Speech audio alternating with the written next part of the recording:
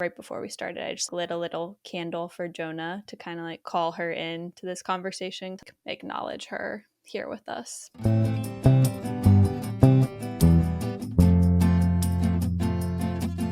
On Saturday, August 13th, 2022, two friends were riding bikes on a Saturday morning when they were hit by a drunk driver. A dear friend and beloved community member, Jonah Holland, was killed, and Natalie Rayner was seriously injured.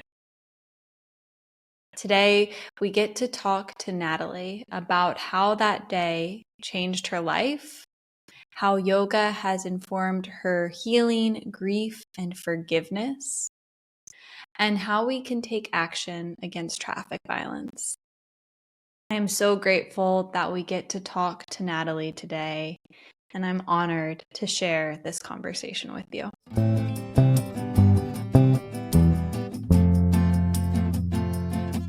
Hi, everyone, and welcome back to How the Wise One Grows. Today, we have one of the most resilient and strong people I've ever known in my whole life with us today, and I'm so excited that she gets to share her wisdom with us. But before we get started, let's just take a moment to land here together with 3 deep breaths. So just take a moment wherever you are to notice where your body makes contact with the earth. Know that you're held here. Maybe let the shoulders soften down the back. And take a big breath in, fill your chest, fill your belly. And exhale, let it all go. Again, inhale. Exhale. One more inhale. And exhale. And return to the sensation of the support of the earth beneath you. And you can slowly open your eyes as you return to this space. So today we have Natalie Rayner with us. And Natalie, among many other things, is a yoga instructor, wellness coach, and cyclist based in Richmond, Virginia. She's passionate about making wellness programming and practices available to all people and takes pride in her current field of nonprofit program administration. In 2022, she survived and recovered from a near-fatal accident, inspiring her to create resiliency yoga. Natalie hopes sharing her story of survival will inspire others to reimagine their own potential. Natalie, thank you so much for being here today. Thank you for inviting me. So those who are listening, Natalie and I first met when we worked together at Project Yoga Richmond.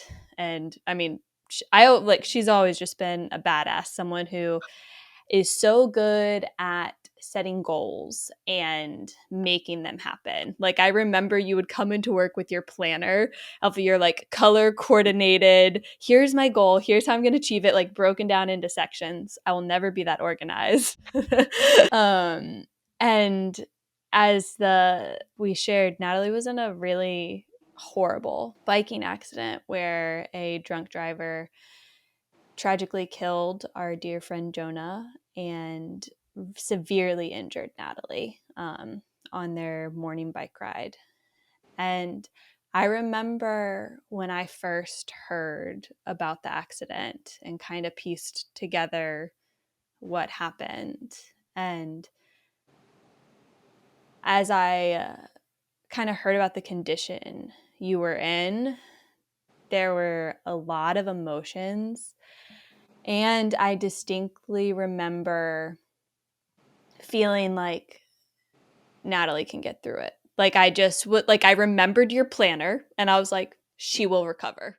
Like, I just know that, like, if anyone is going to have something this horrible happen to them, she's the person who's going to, like, kick ass in this recovery and face the challenge, because you're someone who always does that. Um, Thank you. yeah. So I kind of wanted to lean into today. The first time we kind of got to talk together after the accident, you shared with me about how your yoga practice played such a huge role in your, at that time we were talking about when you were in the hospital immediately recovering, and how it's continued to impact you. So I was kind of wondering if you feel comfortable sharing with listeners what it was like when you first woke up in the hospital that day and kind of realized the horror of what had happened. And how did your yoga practice support you in those early days? Yeah. So I woke up. Um, it was totally bizarre. I had been asleep for days actually since the accident happened. So I was medicated in kind of a slumber. I was sedated, but I was also intubated. So I had a breathing tube that was kind of literally strapped onto my face, and it was going down my throat just to support my lungs because I was heavily sedated on fentanyl, which can be dangerous. So um, when I woke up, basically they had decided that my breathing was, well, it was strong enough to happen on its own. So I woke up when they decided to basically draw down the drugs and let me wake up. Mm. And so I kind of woke up as the pain medication was wearing off. Oof. And yeah, and then I kind of, my eyes opened and I couldn't speak. I had like this thing on my face and my wrists were restrained to the bed to keep me from like pulling. Like I had I had IVs in my carotid arteries, so I had a lot of I was on life support and they didn't Mm. want me to like wake up and panic and pull. So I kind of woke up. I didn't know where I was. I didn't know why I was where I was. I couldn't speak. I couldn't move my hands. And I was in extreme pain. But I did see my family in the room with me. So my first moments were literally full of just panicked, like me trying to communicate. And I'm I'm gonna smile and giggle a little bit while I share this, even though it was very intense.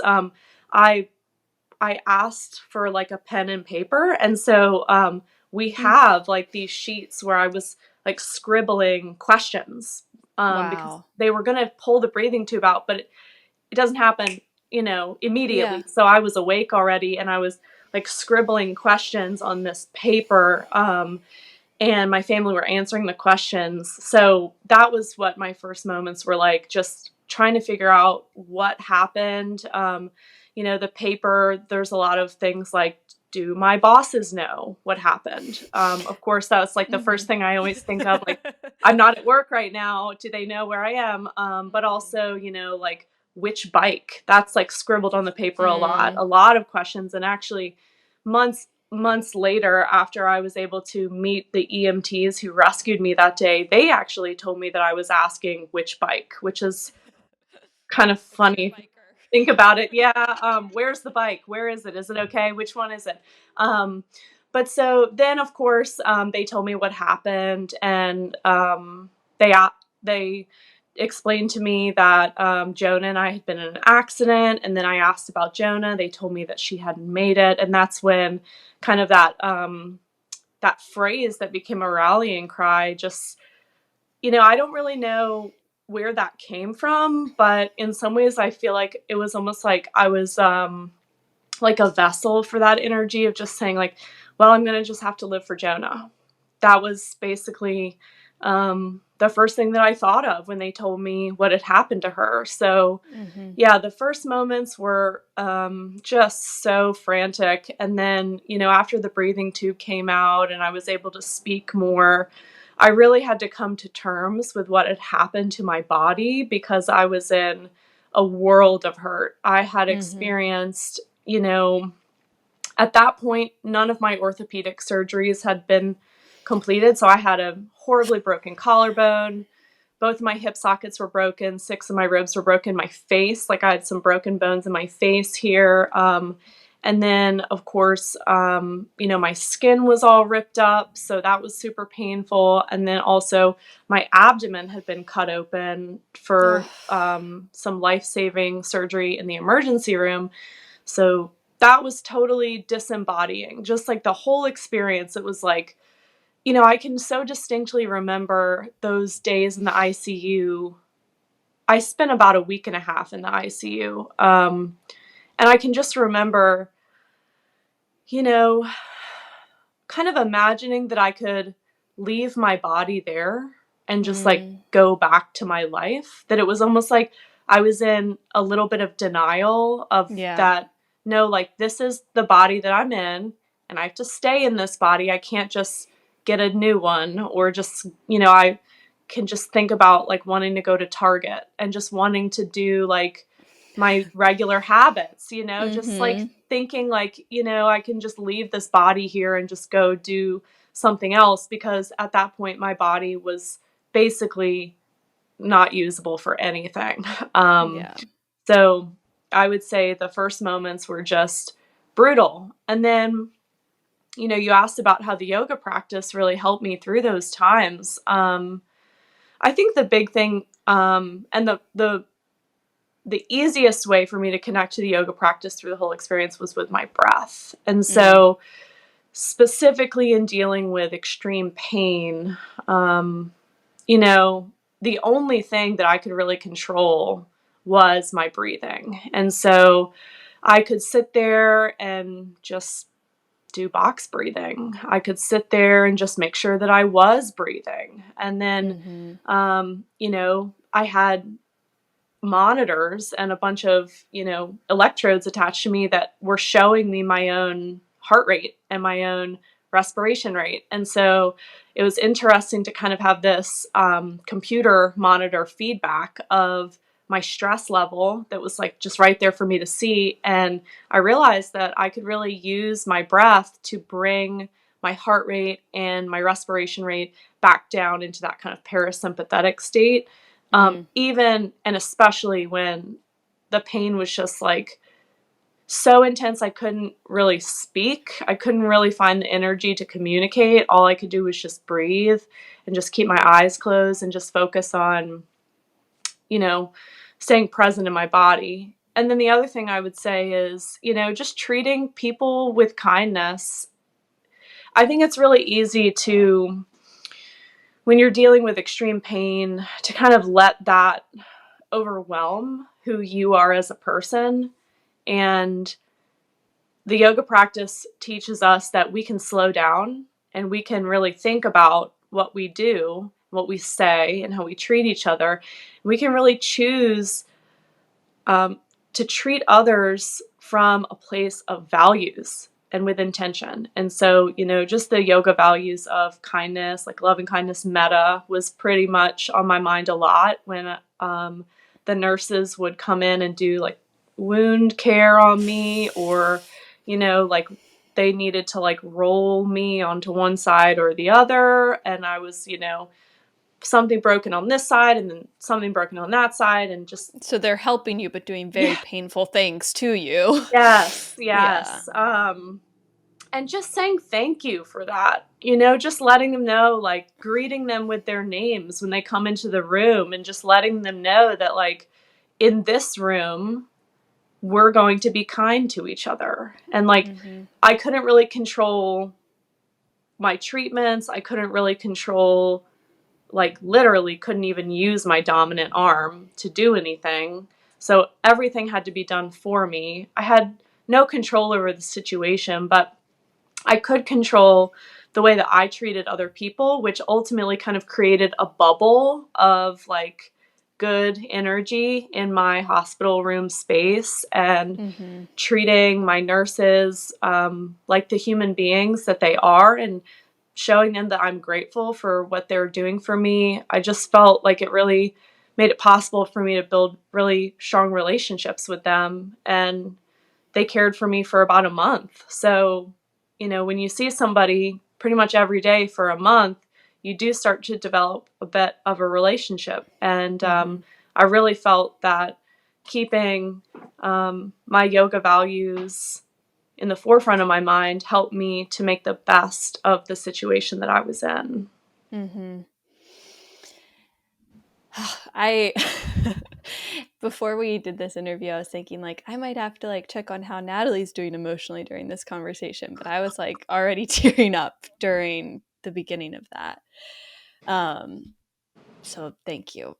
It gets I easier to talk yeah. about the more I do. I think that these like conversations about traumatic injury and traumatic accident and just trauma in general, like this is emotional stuff. There's no two ways about it. But Mhm. I think, what I've learned through this whole thing is that like all people experience trauma at some point in their lives. And, there's no point in really comparing like my trauma was worse than theirs or different or Mhm. whatever. It doesn't really matter. I think all of us experience emotional um, chaos at some point in our lives. And so ultimately, this is what connects us. And Mhm. so, like, when I am vulnerable and I share something that was deeply traumatic or painful for me, other people feel more comfortable sharing things that were upsetting or deeply traumatic or just really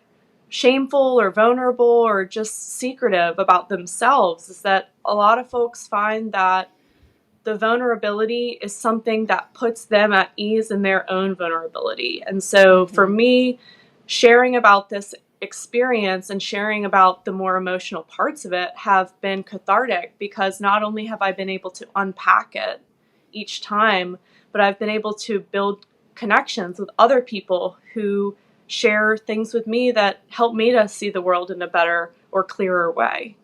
Yeah, as you're saying that, it just really sounds like you're speaking to acknowledging this sense of common humanity. And Yeah, when we are authentic, that becomes clear. And I would imagine, and I wonder if this was your experience, was having that common humanity something that supported your ability to be kind to others when you were in such extreme pain, because then it was no longer just about this is my pain, I'm the one suffering. It's like we all have pain, we are all suffering in different ways, in different spectrums, and we can meet all pain with kindness, whether it's mine or yours or someone else's. for sure. I shared a room with another patient for a little bit, and she was pretty obnoxious. There was just a curtain between us, and I was in a really bad place. Like my pelvis hadn't been fixed, my leg was in traction, and so I was just in a really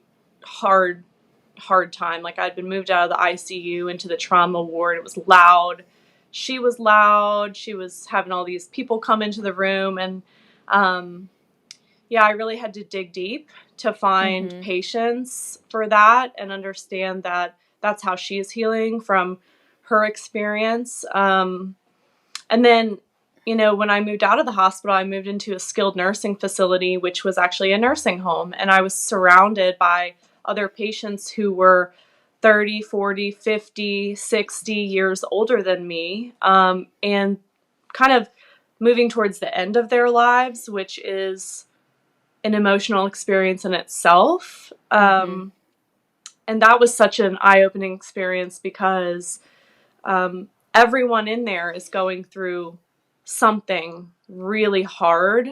And I could really tell the folks who were going to come out of it were the ones who their kept their attitudes positive, and took the time to build connections with others. You could really watch some folks retreating into Mm-hmm. solitude and others leaning more into connection with other people. And it became very clear to me that that was also going to be a part of making my experience better and my healing go better, was to lean into being in community with other people, because they just have Mm-hmm. so much to teach you. And there's so much encouragement in communities of physical rehabilitation, that we can cheer for each other, right? Like Mm-hmm. I was relearning how to walk in the same room as, 80 plus year olds who were relearning how to walk after falling down and breaking their hips. And,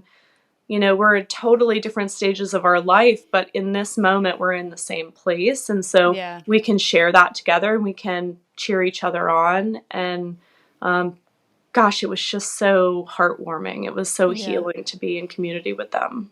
Mm. Yeah, I'm so happy to hear about that element of community that you were able to find in that space in like such a surprising way, too.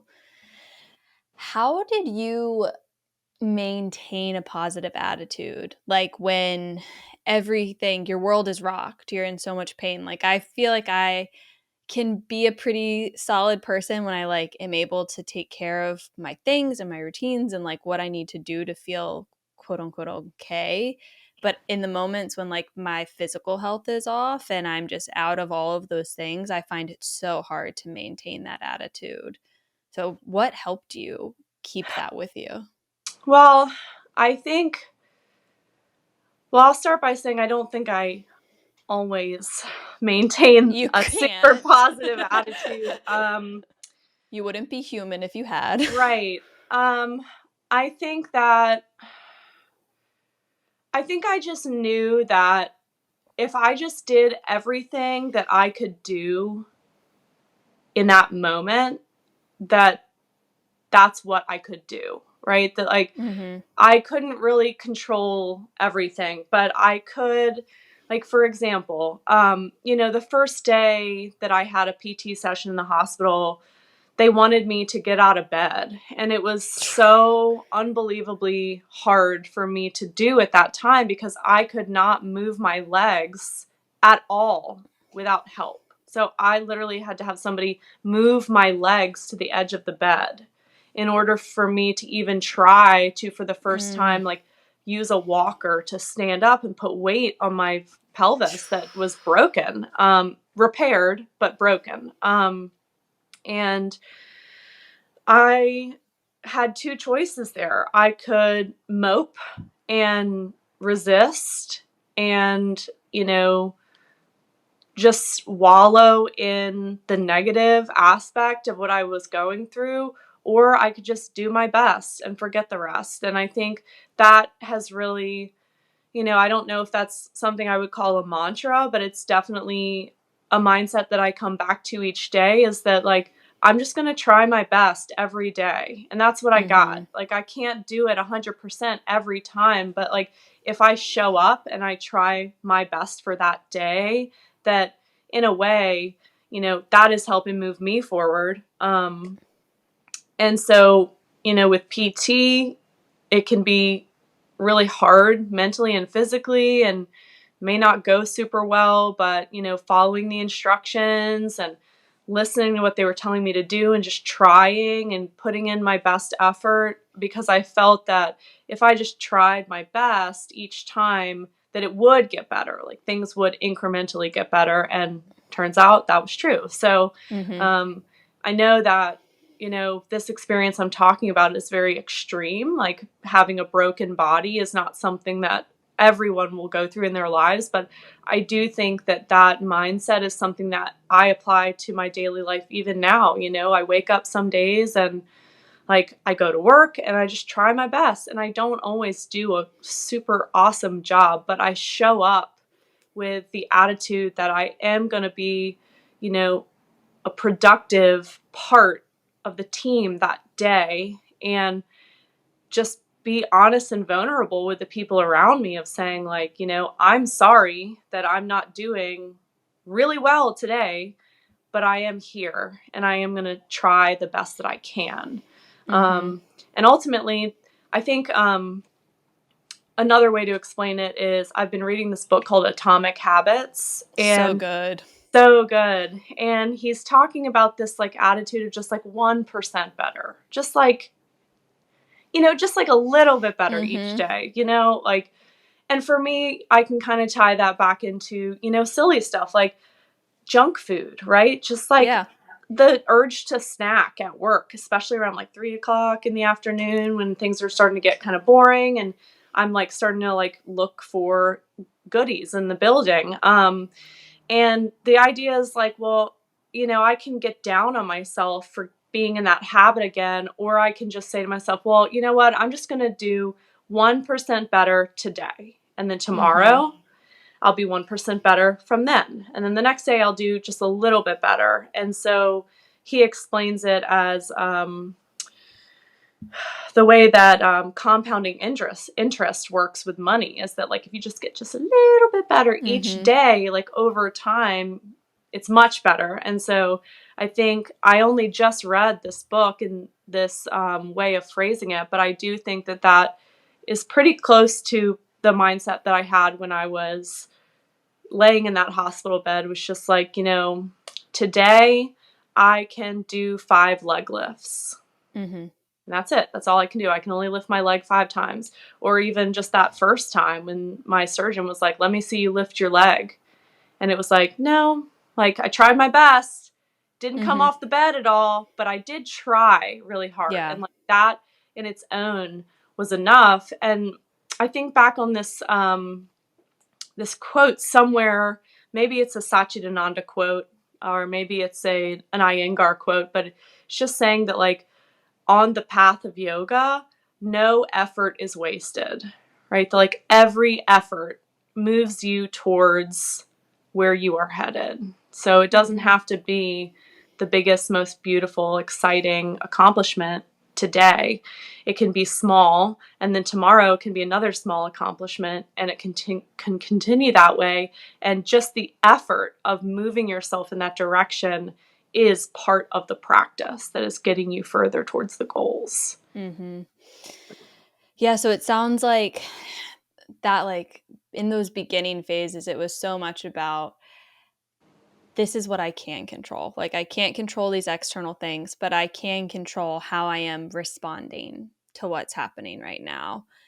And then I really, like, I'm hearing you say that it's like 100% is going to look different every day. Like, as long as you are showing up and trying your 100%, that's enough. And, it reminds me of like another verse from the sutras that's like, uh, it's like letting go of the attachment of the fruits of your labors. Like, I'm going to Yeah. show up, I'm going to put in the work, and like the end result and what it looks like isn't what matters. It matters that I'm showing up fully here in this moment the best that I can. Yeah, totally. Um so when you kind of came out of, you were from the hospital to the rehab facility, and then you kind of made it back to your apartment in more of like quote unquote normal life. I feel like that has, I don't know, the closer I think people get to death, I feel like the more it changes life. So I'm curious about, like, how was there like a culture shock? Like, what changed for you in the way you engage with the world after that experience? Gosh, that's such a good question. So when I left the rehab facility, it was like really short notice. Basically, what happened is I went to my 8-week checkup with my pelvic surgeon, and he gave me permission to put weight on both of my legs. Wow. And so I went back to the rehab facility and demanded to walk. So I'm going to walk yeah, today. I mean, I just knew that the only way that I was going to get back into my life was to leap out of Mm, that bed and leap out of that wheelchair. And at that point, I had not been able to put full weight on both of my legs. So I'd been doing all types of PT, but all of it was laying down or sitting down. And so mhm. when I got permission to stand and walk, it was like a racehorse, just leaping out of the gates. And I asked for crutches. I started crutching around, and I asked the physical therapist to help me practice stairs because that was a big factor for me going home because my apartment is on a second story. So I had to be able to get up the stairs to just get inside my house. And so I was so fixated on that from the moment that I was given permission to walk, that within like 3 days, I went home. I checked myself Wow. out of that rehab facility because I knew that the pathway forward for me was to get back into my life as soon as I could. Um, and so when I returned home, it had been 2 months since the accident. And I came home to my apartment, and my dad let me drive my car. So it was like from the moment I left the rehab facility, like I was back into my Mm-hmm. life. I just was injured.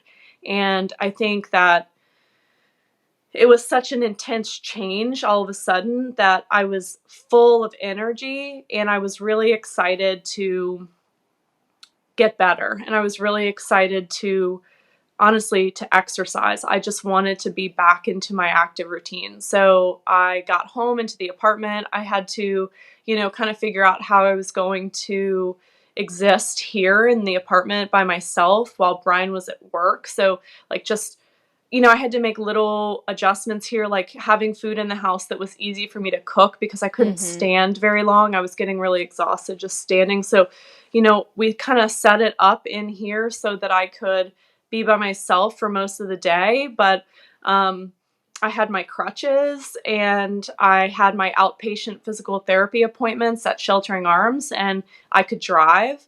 So I would, wake up, and it's interesting just to kind of see, like, if I step outside of myself and I look back on who I was in that chapter. I spent about, I was in here in the apartment rehabbing at home for a month before I went back to work. So for a month, I was just waking up, having breakfast, going to PT or going to the gym. And I'd go to the gym and do my recumbent bike, which was something I was allowed to do. And I would lift like a little bit of weights with like small weights because I was so weak. And then I would just find safe ways of being out in the world. Like, for example, at the grocery store, they have those handicap scooters that you can Mm-hmm. scoot around the store. And so I would go to the store and I would scoot all around the store and just, you know, talk to people and move really slowly. I think that's one of the biggest things that came out of being in physical rehab for that month was just that when you have no reason to rush, like I didn't have to go to work, I didn't have to go to school. The only thing I had to get to was my PT appointment. So after that, I'd book those early in the morning. I'd be done for the day and I could just move about as truly as a disabled person, right? Working with a handicap, a temporary handicap. I had a handicap parking pass, so I would park real close to the front of the buildings and crutch myself inside. But moving through the world just kind of slowly and really intentionally because I needed to be safe. So my movements were slow, but also my pace was really slow. And I would like sit on benches and like just look around and take it all in and take my time and go to the gym and take a shower in the handicap shower and sit on the bench and just take the longest shower that I wanted to. And just slowing down was so it was liberating, and it helped me to really um, reconnect with people who are maybe in a similar situation to me, particularly with disability and handicap accessibility.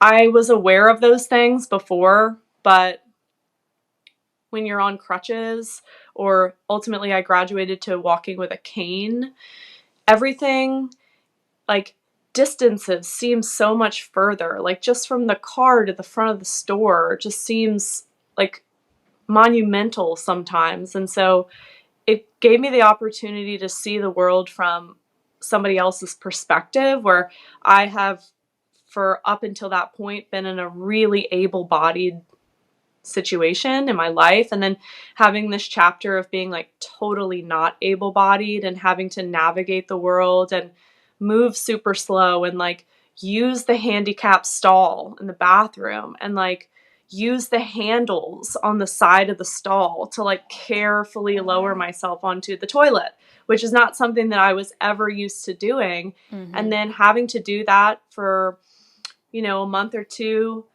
really helped me to see the world through a different lens. And then also just having that time and that space to just exist. And that's all I had to do was exercise my body, stay safe, and exist.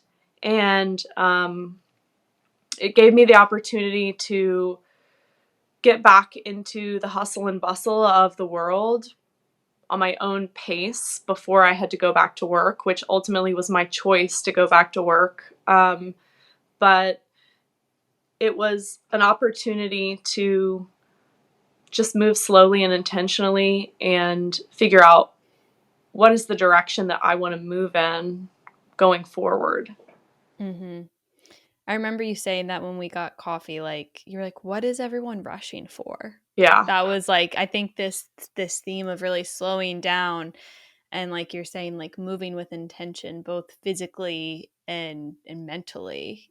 And then this part is I hadn't really heard from you so much, but like the threads of community that kind of like carried you through this, like getting back in community, being back around people is such a key component of that healing process. Yeah. I mean, just going to the grocery store and, I was starting to practice my walking by walking through Target. Like literally, I would just go to Target and I had a crutch and I was crutching myself around the store. And it's like 10:30 in the morning. There's not very many people there. Mm-hmm. The workers are there though, and like, how often do you just like stop in the middle of the cosmetics aisle and just have like a pretty lengthy conversation with the person who's stocking the shelves, and Yeah. not for like not about the products that are there, but just like, how's your day, how's it Mm-hmm. going, and I think a lot of people were very curious about my situation because Mm-hmm. I'm young and I was pretty physically limited in my mobility and what I was able to do, especially in that chapter of rehab. I was just so weak. And so I was very frail and vulnerable, but I was getting stronger each day. And so when people would look at me with curiosity, I would just be open to telling them about what happened to me and be open about talking to them about what I was doing for rehab and just taking the time to have those conversations. They were just so valuable. And people would tell me all types of stories about injuries that they had recovered from or similar things that may have happened to somebody who they know, Mm-hmm. or, experiences that they've had in traffic that made them nervous. And Mm-hmm. it was just an opportunity to spend time with other people who maybe I wouldn't have ever taken the time to talk to that lady in the cosmetics aisle, but because I didn't have anywhere else to be, and I felt like connecting with other people was part of the healing process. So we have been talking a lot about the like physical recovery element. There were obviously like a lot of emotional elements to this recovery process too. Um, and if you feel comfortable, like, do you mind leaning into what that emotional process was like for you and how, I guess, maybe the connection that you have, this deep connection that you have with Jonah from this experience, Yeah, because she's such a key part of it. yeah. Um, so I think in order to kind of talk about the emotional recovery, I have to start with where I was before the accident, really. Mm-hmm. You know, I pre accident was just all about exercise and just being super active. the reason why I was riding bikes with Jonah that morning is because I had a premonition about something on that morning. I was supposed to be in a mountain bike race that morning, and I just had this like really bad vibe about, I thought the bad vibe was about the race. And so I didn't go, and I texted Jonah instead. And so we went for a ride that morning instead. But I feel like maybe I even need to rewind it even further than that, because I turned 30 about 2 months before the accident. And on my 30th birthday, Jonah was there at my party, and I was just telling her that I felt like something was coming. Like, I felt like my life was going to change. And I didn't really know what that meant or how that was going to play out. And in my mind, I was very much like, I'm going to be 30. I'm going to be just like so much more sophisticated. Like 30, what is that from 30, 13? flirty, and thriving. Yes, 30, flirty, and thriving. Like, I kind of Mm-hmm. had this mindset that like my life is about to change for the better. Like, I am going to change as a person. And I told Jonah that. And, we had maybe the deepest conversation I've ever shared with her that night, where she was basically telling me about the chapter of her life that she was in, which was very much independent, single, self-exploration. She was figuring out who she wanted to be and the things that she valued. And so it was interesting to hear that from her, that she also felt like she was going through a metamorphosis. Mm-hmm. And so we went for the ride that morning, and I guess ultimately the bad premonition was not about the mountain bike race. It's hard to say that I like knew it was coming, but I could tell that something was coming. So for the weeks that I was in the hospital, I was just so focused on physical recovery, and just Just trying to, survival. yeah, yes, just trying to get through every day in one piece, which was a lot of work. It was so much that had to be done for me. And, I wasn't just laying in that bed all day. I was being carted around the hospital building, having MRIs and CT scans and all types of x-rays and blah, blah, blah, blah, blah. There was so much activity around just keeping my body in a healthy place. And then when I landed at the rehab facility, that was the first time that I had really, I had a room to myself, and I didn't have people coming in and out to do all types of testing on me all the time. And so that was like the first time that I had to actually like land and really think about my situation. And at that point I was in a wheelchair. So it was really hard emotionally to picture myself ever able to be as active as I was before. And so there was definitely a period of time where I was questioning a lot. How is this recovery going to go? And will I ever be able to get back to being who I am physically? But Mm-hmm. it was a lot of unpacking, like internalized ableism within myself. Like, even the idea that like, if I'm not able to do X, Y, and Z, does that make me like less than? Does that make Mm-hmm. me like like a broken version of myself? Or can I find myself even in a future where my body is not capable? And I can just think of this moment where this phrase came to me.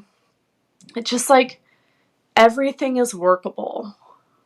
Like, you know, like I didn't know if I was going to be able to walk, even though the doctors from pretty much from the moment I woke up and they told me, oh, your pelvis is broken. I was like, oh man, I'll never walk again. Like, I'll Mhm. never walk. I'll never ride a bike. I'll never do yoga again, especially with my collarbone. One of the first things that I thought, I'll never handstand again, which was like Mhm. a thing for me because I had put so much just personal energy into getting there. Mhm. And, you know, the doctors were like, we can fix it. Like, you're going to be fine. Like, you are actually going to make a full recovery. And they would tell me that. And I just had to get to a point myself mentally where I could actually accept that. Yeah. And so once I was able to get into the PT clinic and start exercising again, I realized that, okay, this is really good for me mentally. Like, this is really good because what I'm doing is I'm reconnecting with my body, and there's so much nerve damage around the surgical incisions, or like there are literally parts of me that are still numb from this Mhm. whole thing. And so rebuilding connection between, you know, different parts of your body and starting to have brain body communication again was emotional. I mean, there were Mhm. times when I remember my first day of outpatient PT, my dad took me over to Sheltering Arms, and they're so nice and they were welcoming me and everything, but they had to assess that day like what I could and could not do with my body in its current state. And like I was in tears. I mean, I was just crying because the day before my accident, I ran 6 miles. Like, it was no big deal. And Mhm. like the day of our ride, Jonah and I were planning to ride like 40 miles that morning. Like, we Mhm. were so fit. And then to be kind of ripped down to a state of like, can't do anything for myself.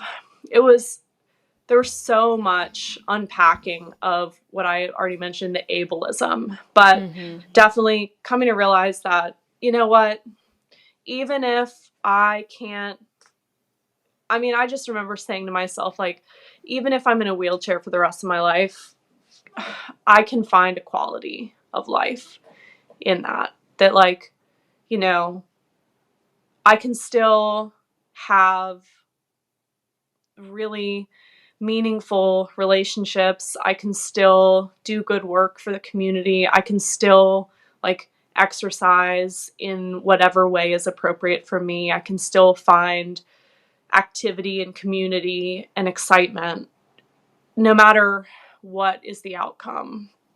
Um, Yeah, it sounds so like it required you to really accept and love yourself regardless of what you can and cannot do. And totally. then using that base to like whatever happens happens, again like letting go of that attachment to the result, but like I'm going to fiercely be here and honor all of me no matter Yeah. what.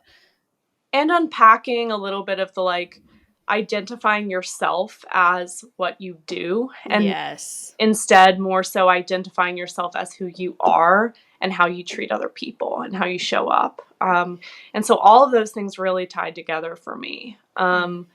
Then there was all the like trauma. Yeah. So I did have some counseling. It was pretty limited because honestly, at the end of all these sessions, he would say things to me like, wow, it sounds like your meditation practice is like really helping you through all of this trauma. And I'm like, yeah, it is. And kind of realizing that, you know, I went through chapters. Like, at first, I was, you know, really depressed.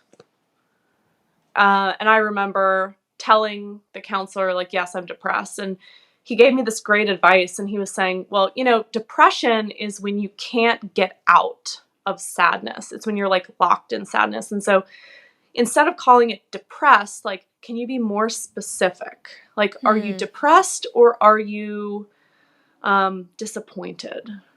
Are you depressed or are you embarrassed? Are you Mm. depressed or are you lonely? Right. And so he would kind of like just that prompting there really helped me to realize that actually using really accurate wording about what I was feeling was really helpful for me, because then, you know, we tell ourselves these stories like all day long inside our heads. And so if you're telling yourself all day that you're depressed, well, you might actually become depressed. But Yes. telling yourself instead, like naming exactly what you are feeling in that moment really helped me to come back into like a clear perspective of like, all right, this experience is going to be every single emotion possible. I'm going to experience every single emotion.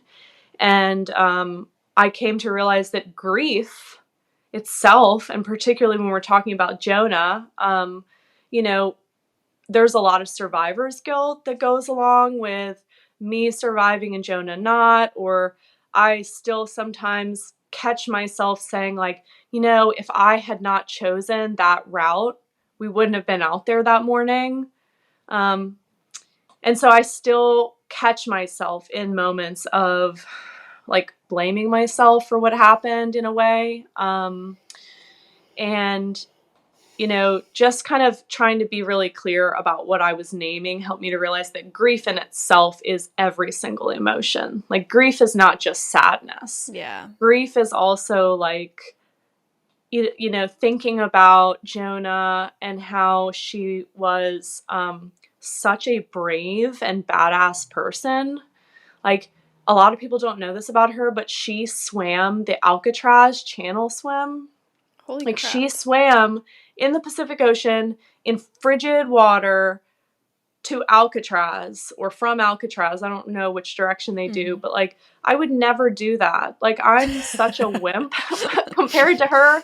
Like, she was so brave and so badass. And like, so grief can also be like me thinking about her and being inspired, or me Mhm. thinking about her and like smiling or laughing or feeling hopeful or feeling giddy at times, or all of these things. Like, grief is not just one emotion, it's a whole package of emotions that it's totally all acceptable. Like, all of it is part of it, and it's okay to feel all of that.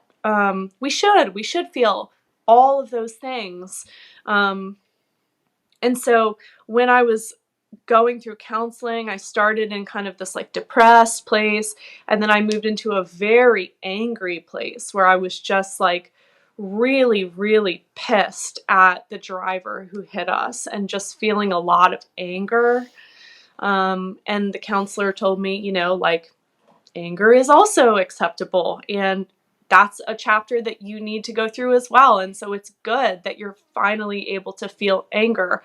Mhm. And then, moving into later chapters of forgiveness and acceptance, and hope and possibility, and kind of this whole like globe of emotion, and allowing for all of it, and not being really trying to make sure that I wasn't putting expectations on myself for what I should and should not be feeling at any given time. Mhm. Yeah. Thank you for so beautifully speaking to the fullness of grief in that way. Um, and when you were talking about there, I think this is you through this process and through all of your life have continued to do so many awe-inspiring things.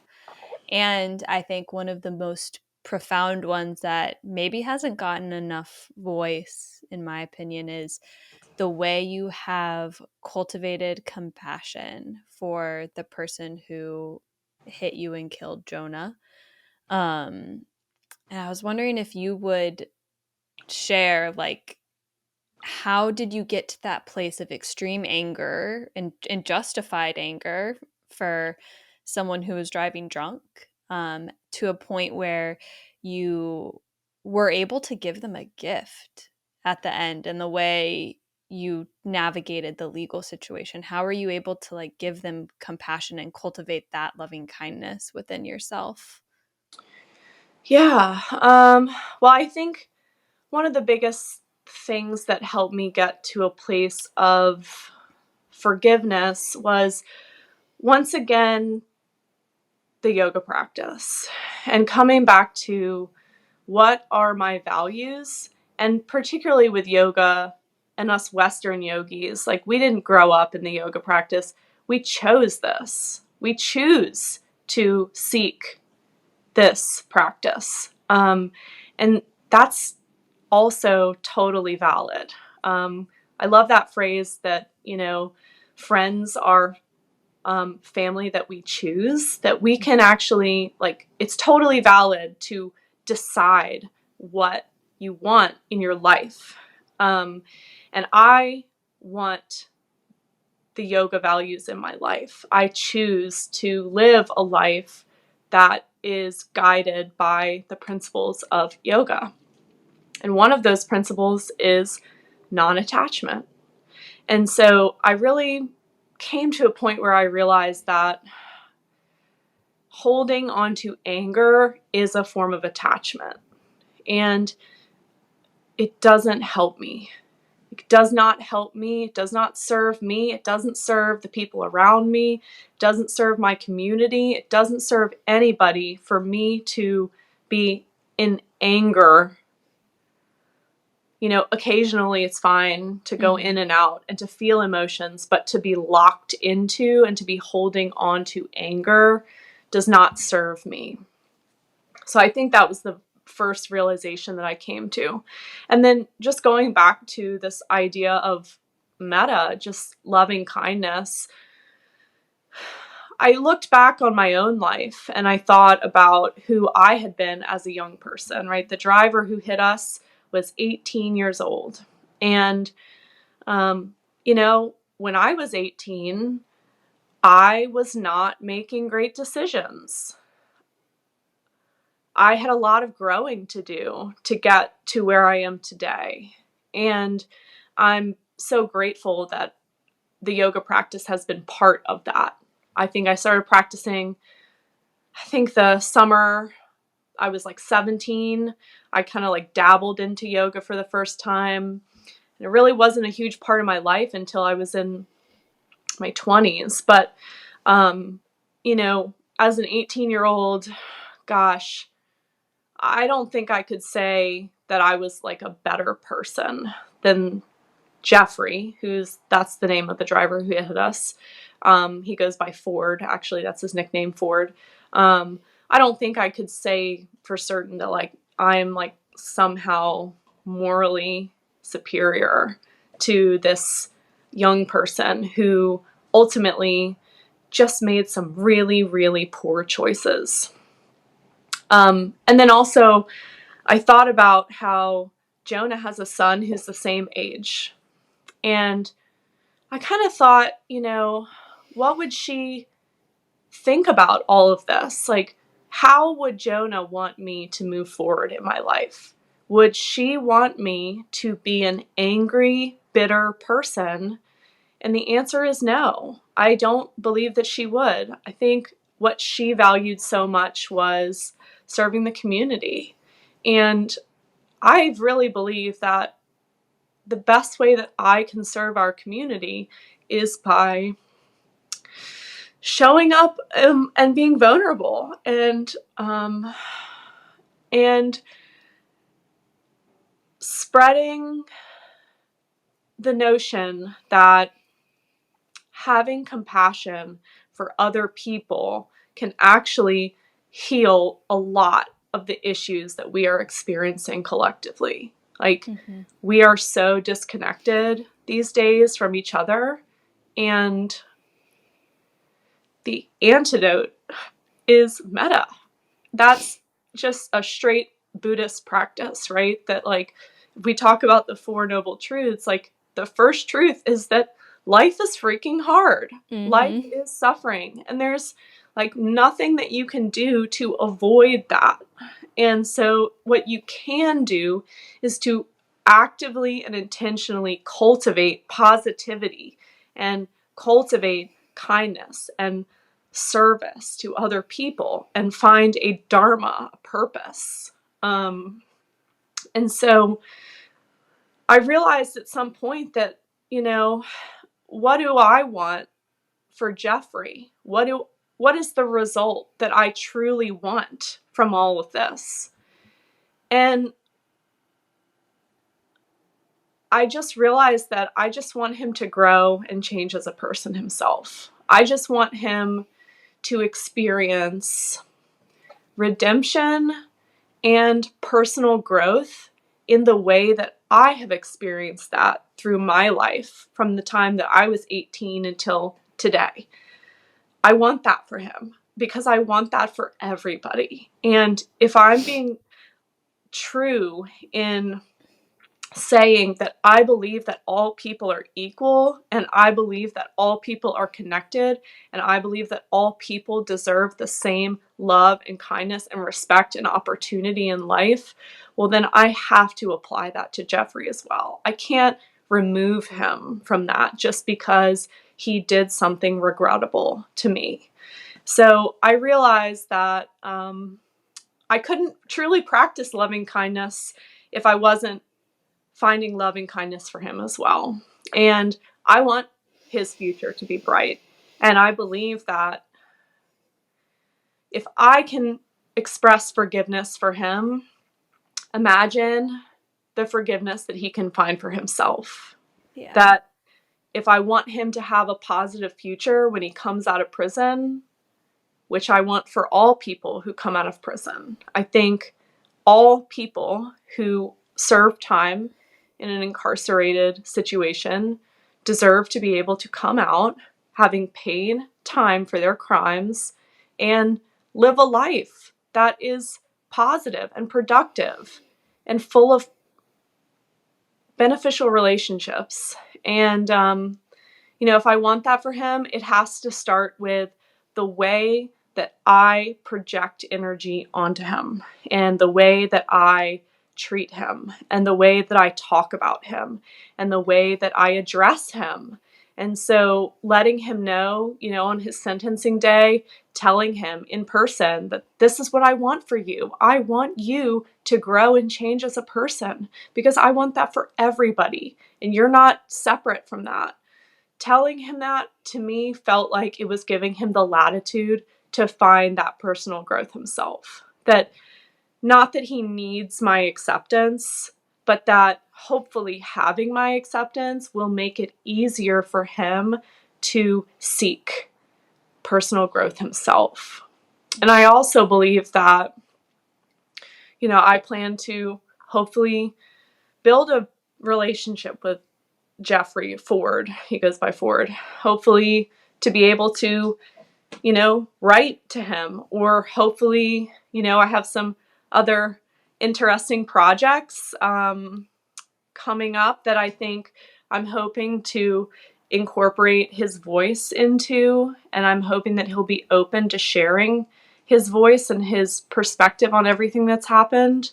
But I really felt that I couldn't be true in expressing love and compassion for all people if I wasn't feeling intensely love and compassion also, and forgiveness for him because he's just a person. He's Mm-hmm. just a young person who made poor choices. Yeah. That, thank you. And thank you so much for speaking so wholly and beautifully to the need of metta and loving kindness and this like deep sense of common humanity at the root of the way in which we live and engage with one another. And something you have kind of weaved in, and you said it in that last bit for a while there, was about community. And I didn't catch on to this until the end, but like you're right, Jonah was all about community. And I think that is just such a beautiful way in which you are continuing to share her life in this new form through that and through the fierce compassion you're sharing with Ford and his life, and then the communities we're cultivating and engaging with. So thank you for the ways in which you're helping so many people who are listening feel this sense of common humanity and in the ways that it can relate to what they're experiencing, and the ways that you're actively living in a way of compassion. Um, Well, I think also it's not limited to me, right? yeah. And there are so many, many, many, many people who love Jonah so much. And I just, I want to take a moment to, you know, make it possible for other people to also feel that they are carrying on Jonah's legacy, that it's not just me, it's each and every one of us, that everyone who loved her and felt connected to her, we can all live our lives in ways that make her proud and that uphold her legacy, and that we can all feel connected to making Jonah proud. That's not something that just belongs to me. It's all of Mm-hmm. us. And we can all feel a deep connection with her as we move about in the community and care for each other in the ways that she did for other people. Thank you for that reminder. I know that a lot of people who are listening right now might be driving. And since that is like a traffic violence is like a root of this conversation today, do you mind sharing just like for someone who's driving right now, for anyone who drives ever, how can we be more responsible on the road? How can we take care of each other? Well, I think ultimately we've got to start by just taking a moment to acknowledge that all people are people and that Mm-hmm. all people deserve to feel safe and in harmony in their communities. That's step one. Yeah. We have got to find a way to become connected with each other once again. There is an epidemic of reckless and distracted driving right now. It is, I can't even really express how alarming the rates of traffic violence are becoming.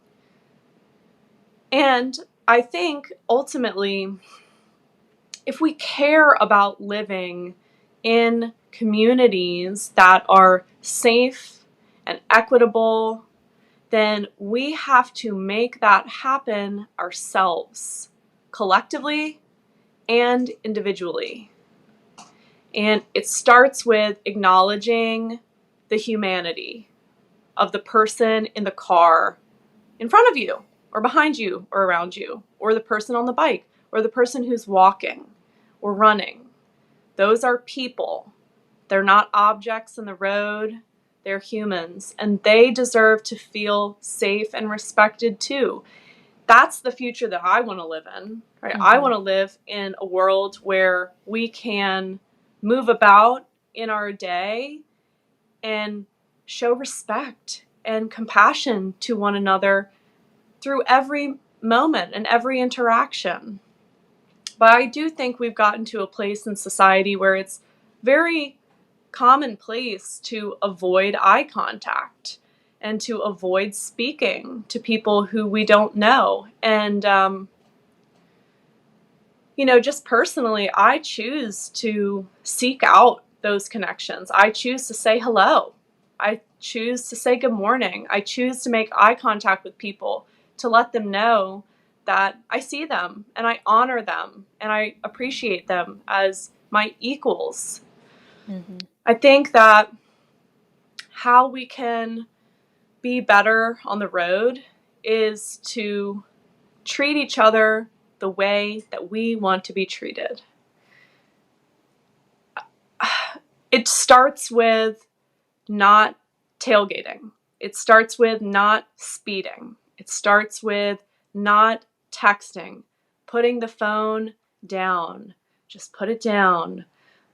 When I drive out there, I see so many people who have a phone in their hand, like right here, while Mm-hmm. they're driving. And that's terrifying, right? Because it's literally disconnecting us from one Mm. another. It's putting something in between so that we're no longer connected.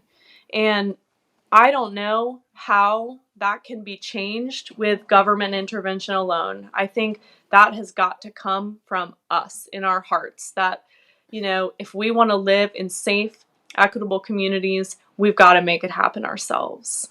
Mm-hmm. I think that with the shared eco trauma that we are all experiencing right now with global warming and climate change, our future is starting to be pretty bleak.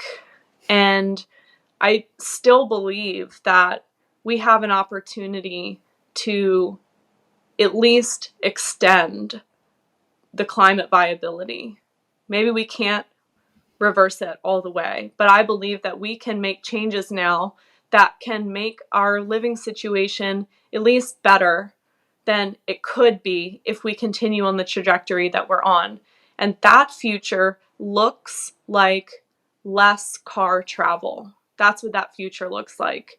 That looks like more bike lanes and more public transit and more, tiny little vehicles like scooters and bicycles going from point A to point B. But that is not going to be possible for the average person until we have improved infrastructure. So right now, those type of ideas, they really only apply to some people who live in areas where there are safe modes of transportation, like bike lanes, crosswalks, flashing lights, bus rapid transit. It's pretty limited in who has access to those things. And I believe that our government is starting to see the value of investing in more projects like this that create equitable and sustainable transportation for more people. That's our future. So if we want to have safer communities, if we want to have cleaner air, if we want to have an environment that supports us as humans, we have to support each other, and we have to support and manifest what we want to see in the world as individuals. And it starts with the way that we treat each other when we drive. It starts with the choices that we make, whether we hold the door for other people, do we make eye contact, do we say hello, do we interact with our elected officials, do we vote, right? Do we show up? It all starts with, how do I show up? How do I interact with the community around me? From the micro interactions of just little things like using your turn signal when you're driving so people know your intentions, all the way to, the big things like activism. I think we've got to start by acknowledging that each one of us has a part to play in the future, and we really have to step our game up and show up for each other if we want to make positive change. Thank you so much for all of that, and for yet another reminder of like this key component of seeing common humanity in all that we're doing. Yeah. Before you go, will you share with people listening how they can continue to support you, the work that you're doing? I know you have some exciting things that you're starting up, so I want to hold some space for you to just share that so people can support you. Yeah, thank you. So I started blogging recently, and I have a website. It's resiliencyyoga.org. So that's kind of the hub for where all my future endeavors, particularly surrounding the yoga practice, will be announced. I have quite a bit of writing on there, and I think a lot of people can really resonate with my story, and they want to read about it, and it's there. It's all there. I've laid it all out. I really haven't kept anything secretive. Like, I really wanted to share all of this because I think that my story can help others. And then I've been doing some public speaking engagements. There are more coming up in the future, which I'm very excited about, starting to kind of lean into the idea that, I have a dharma with a capital D, and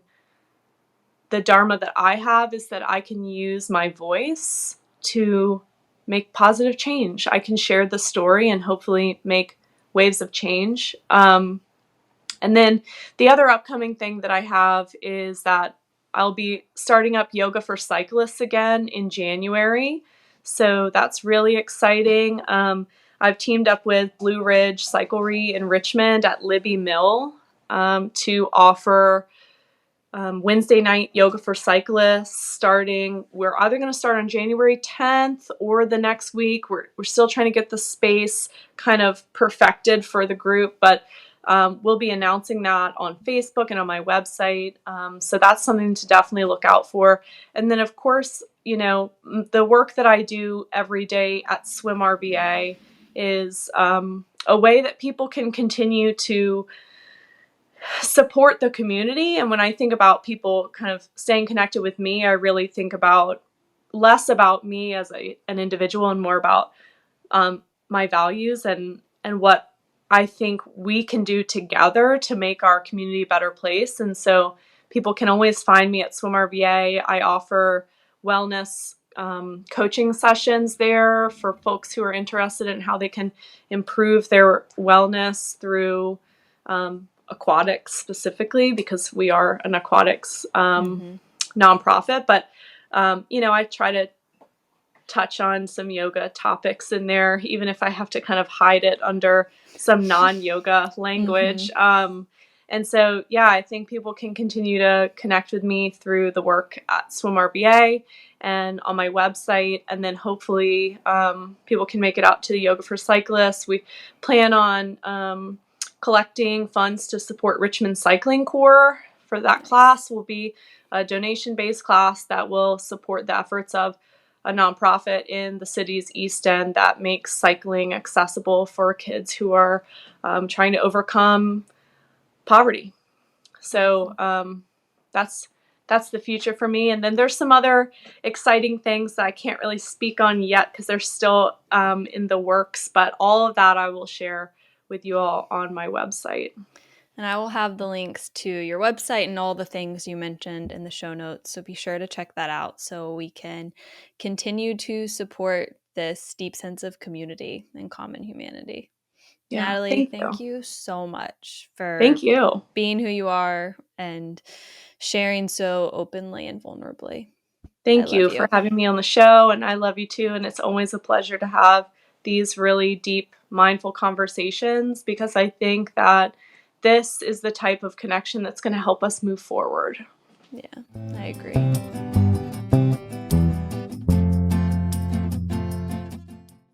If you are in Richmond and would like to practice with Natalie, you can join her for Yoga for Cyclists. There is a link in the show notes that will share all of the information with you. I also invite you to consider making a donation to RCC, Richmond Cycling Corps, where they make biking programs and outreach accessible to youth. So there's a link in the show notes to support their work as well, which is the organization that all of Natalie's work supports.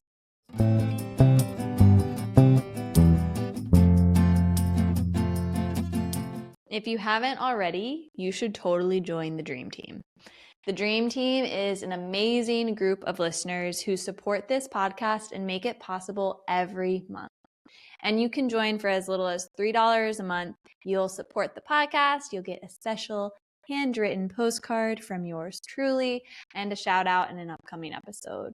And if you aren't able to financially support at this time, it would mean the world to me if you would consider following this podcast on your favorite streaming platform, leaving a review. They make a world of difference, and sharing an episode you love with a friend so that we can continue to learn and grow together.